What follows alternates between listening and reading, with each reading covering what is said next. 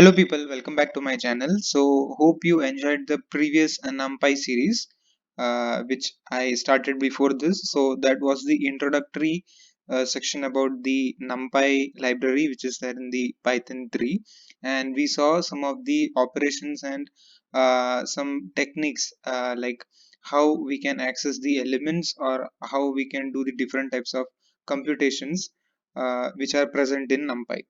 So this is the second part of the NumPy section. So in this we'll be solely talking about different kinds of matrices that we'll be using in order to create different applications.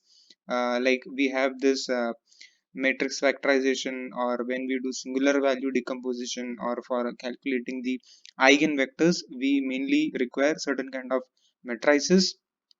So that will be mainly seeing. So first we talk about the dimensions. So we'll have a uh, dimension overview in this particular first agenda. So in this, what we basically have is, say, first of all we are importing the NumPy library as MP, and then since in the previous video we know that our data comes in either in Excel format, or it can be also possible that it comes in a list format. So here what we have is, we have the data in list format. So now what we have is, we have certain kind of data, that is some population count. Basically it is used for visualization, but here will not be used for visualization, but here we'll be talking about different NP operations, basically for dimensionality representation.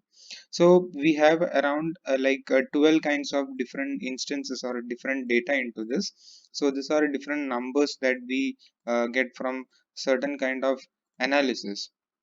Now our major objective is to represent this in some format in matrix representation, so that it becomes easier for further calculation or for further analysis. So what we do is, we first convert this given list into an array. So for that we have the np array function. So we call by this and we pass our data onto this.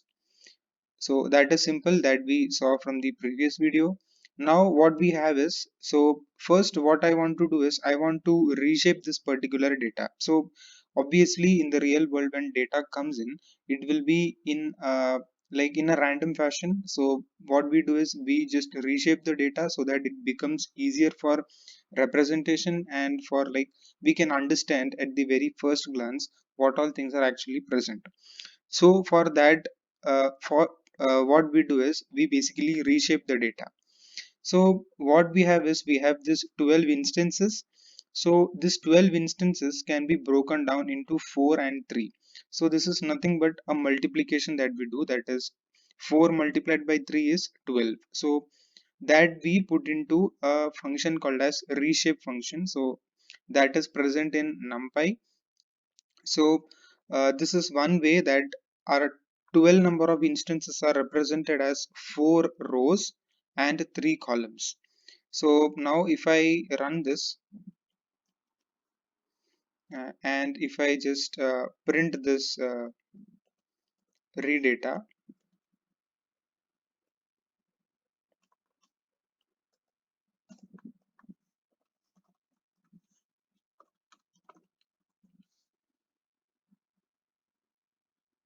what you observe is something like this. So it is like you have 4 rows corresponding to this first thing.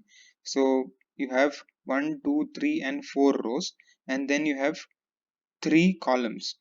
So in each array you can find 3 elements. So that is the basic definition of the reshape thing. So I'll just zoom this thing so that you can see in a much more better way. Okay, so that was about the first representation of the reshape, that is 4 comma 3. Next what we can do is, we can have another representation of the data. So like this thing what we wrote is, this was in 2 dimension. So that is the commonly used way.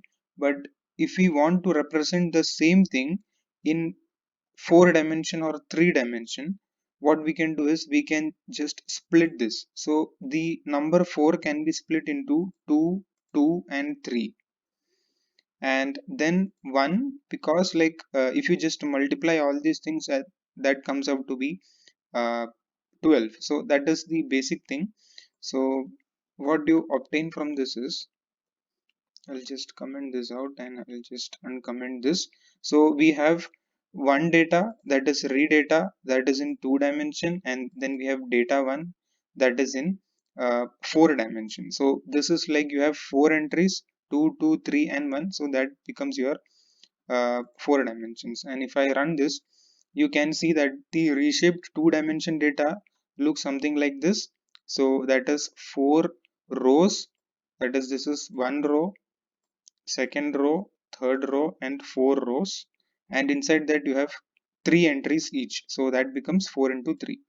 So the 4 dimension data looks something like this. So that is you have 1, 2, 3 and 4.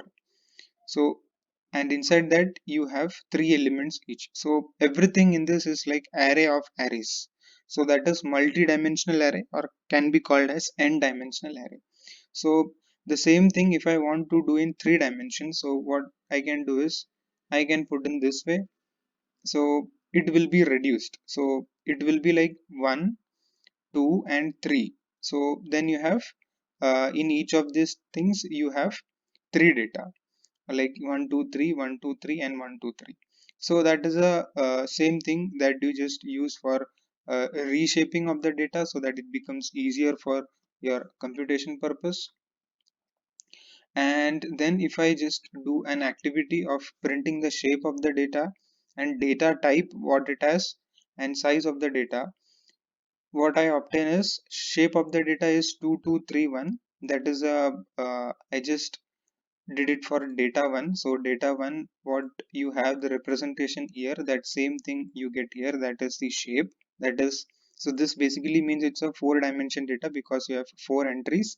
And the data type, what you can see is it is of integer 64. So all value into this are of integer. So previously we did some kind of operations and some kind of array creation, like with the help of array function and a range. In that what we got is the output was usually a floating point, but here since it's a matrix, the way as and how you put the data into that, you get the return type or data type as integer 64. And the size of the data what you can see is 12. So you have 12 entries, or a simple way is you multiply this thing 4 into 3 or 2 into 2 into 3 into 1, you get it as 12. So that is a small idea of what the dimensions in NumPy arrays look like. So this is the basic foundations whenever we do any kind of higher application or implementation in any of the algorithms in machine learning. So that is the major discussion or motive for this. Next we have something called as zeros matrix or zero matrix. So zero matrix is defined by an inbuilt function in NumPy called as zeros, np.zeros. So np is the alias, and with that we access the inbuilt function zeros. So if we pass some value into this, that is integer value, that is 100, it will create a NumPy array with all, like it will initialize all the elements with zeros. Now why this particular function is used? Now this is especially used in back propagation algorithm, especially in initializing the weights. So if you have seen my back propagation algorithm, in that I've discussed the entire working of the backprop algorithm. So and why the weights are initialized to 0. But usually if you have a larger network, you will have something like this or a fewer representation of the weights. So if I run this, what you can observe is an array, and inside this you have 100 of this. You can just sit and count how many zeros are there. So it will be 100, and so you can see whatever value is there, that is nothing but in floating point.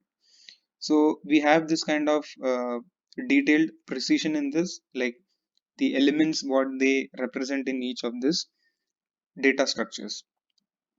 So this thing can be also realized with the help of uh, tuple also. So with the tuple type, so here what I did is I put a list into this array and then I created. The other way what you can do is you can use a tuple type. So this representation, that is 100, has been broken down into 10 cross 10 or 10 comma 10. So that is a tuple representation that we get. So with this also you get the same output. So that is nothing but with tuple type, and the same thing you can use with list type. So here what you can see, that is a tuple, but here that I'm passing as a list, and I have broken down 100 into 10 comma 10. And with this what I'm doing is I'm just adding a number, that is 0.1. So what it will do is it will just change this all the zeros to 0.1. So if I run this, you can see like all the zeros has been converted to 0.1. So this can be also considered as a bias or the weights whenever we build a neural network or do any kind of stuffs like that.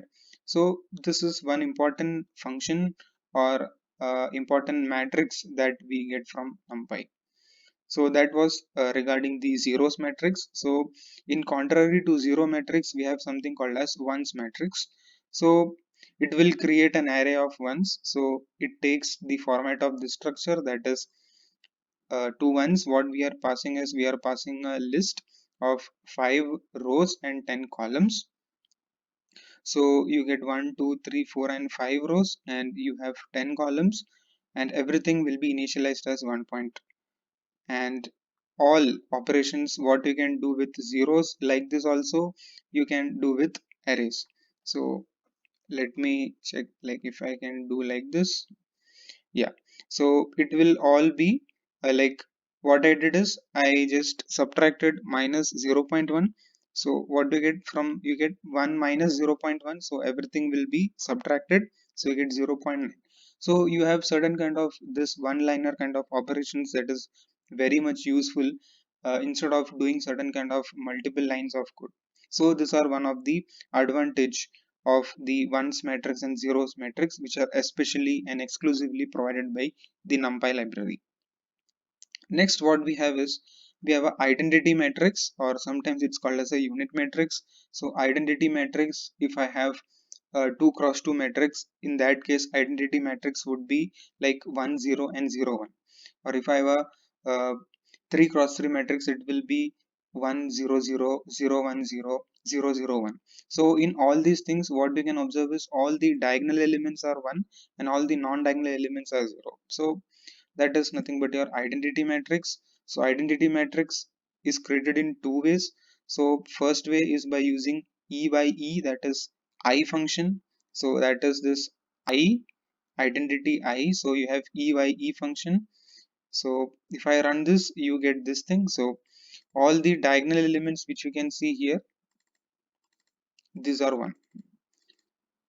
So this is a identity matrix of size 10.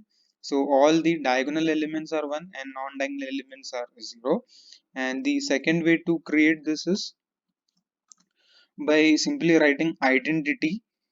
So it will also do the same kind of activity. So you can use either of the ways to create identity matrix. So mainly these things are usually used when you have certain eigenvalue calculations, especially used in SVD or any other matrix multiplication stuffs, where you want to get the eigenvalues and eigenvectors, like intermediate calculations or deciding the shape of some ellipsoid or something like that. So there, for mathematical computations, you mainly employ this identity matrix. Next, what we have is we have a diagonal matrix. So from the name itself, all the values will be populated in the diagonal itself, and all the non-diagonal elements will be 0. So it is written with np.diag diag, and inside this I'm passing a list of elements, that is 147258. And if I run this, you can see like all the diagonal elements has the position of the elements which are passed in the list. So these are mainly used in SVD. So for orthogonalization, if you remember, like we did the Gram-Schmidt orthogonalization process. So in stubs or in places where you need to have like unitary matrix or like any other metrics for calculation. So basically you take a product of all these things, you do the transpose and you do the further activity. So in all these places we mainly use this kind of different matrices, the like diagonal matrix, identity matrix, ones matrix, zeros matrix. So well, that was a quick or small introduction regarding the dimensions and different kinds of matrices that are mostly used in data science or machine learning activities. So hope you guys enjoyed this video. If you found you got educated watching this video, please do like, share, comment, and if you are new to this channel, please consider subscribing. Thank you very much for watching this video.